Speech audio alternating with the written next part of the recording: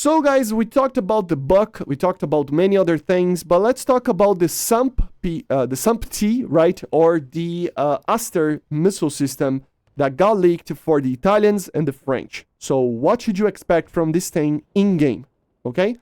First things first, this system is gonna be working the same way that the Iris-T SLM is working, so probably a 3-truck system that has 1 truck being the radar and 2 being the launchers. Okay, that's probably going to be the main thing. Of course, the trucks are going to be different depending on the country. So the French will probably use a Renault truck and the Italians use a Iveco truck. That's probably going to be what it is.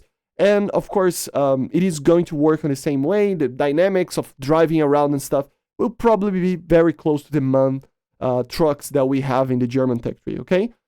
But what about the system itself? So, of course, it will have one main radar. What is that radar? So the radar that they use is normally the same radar for both French and Italian use. And it is the Thomson CSF Arabelle. This radar is a pretty okay radar, I think. For the size that it is pretty great. It is a big truck, but it has a pretty small radar antenna compared to the Iris-T and the Buk, for example. And it is a very fast, turning radar. It has around 100 kilometers max top range. Probably will detect a target at 70 kilometers normally, an aircraft target. And it can even detect missiles and whatnot at 20 kilometers, It utilizes a phased array antenna. And of course, it has a 60 RPM rotation, which is 1 per second, which is amazing. So it will be very fast. Turning, a smaller radar with less range than the Buk, but still pretty amazing.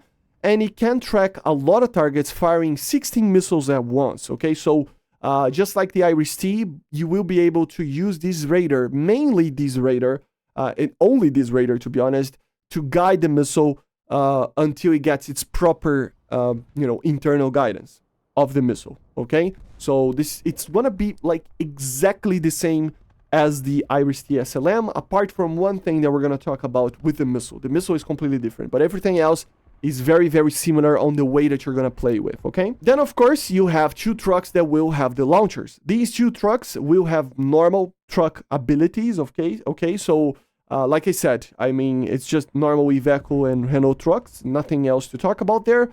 But, of course, it will be the launchers. The launchers normally would have around 8 launchers per truck, if I'm not mistaken. So 8 missiles, right? And the missile itself, what is the missile? So it is the Aster missile. Yes, we do have an Aster 15, but this missile never got into service with the ground-based version of these launchers, okay? So only in naval. So let's forget about the 15. Let's talk about the 30. This is the good one, okay?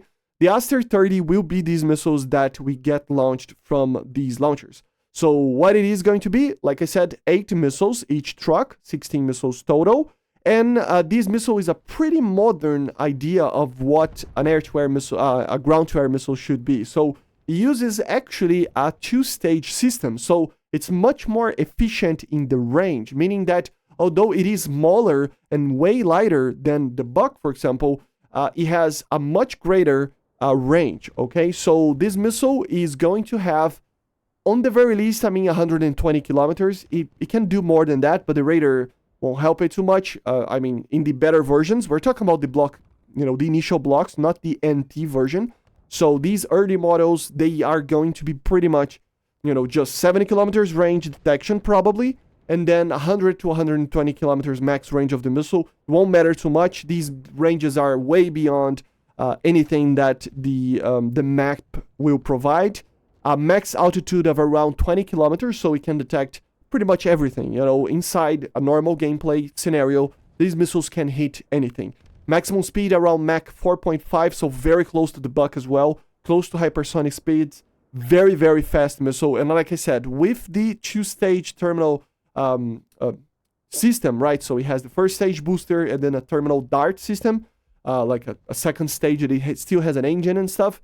It becomes much lighter when it's actually closer to the target, meaning it can turn way better than a Buk, for example. So the idea here, I couldn't confirm this, but it probably turns around 50 Gs or even more maybe.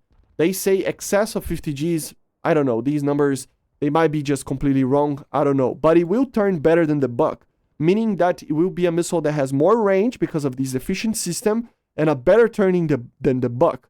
What is the problem with this missile? Well, the same as the Buk M3, the most advanced missile there as well.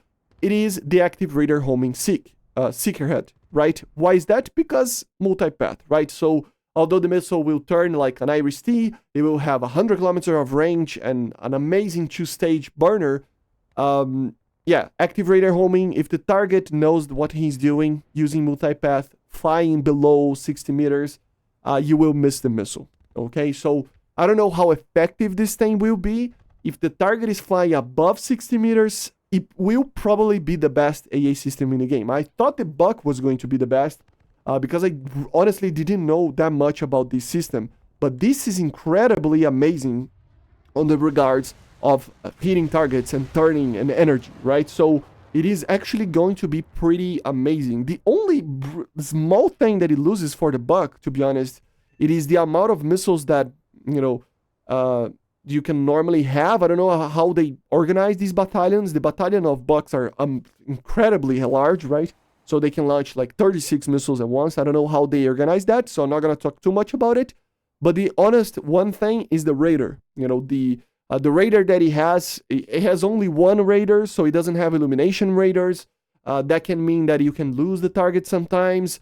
And of course, it has way less range. But it doesn't matter too much, you know. It is something that it loses out for something like the Buk. But to be honest, what it matters here is that the missile turns way better and it has a lot more energy. So the Buk missile, I thought it was going to be the best long-range missile, but the Aster is really, really scary, okay?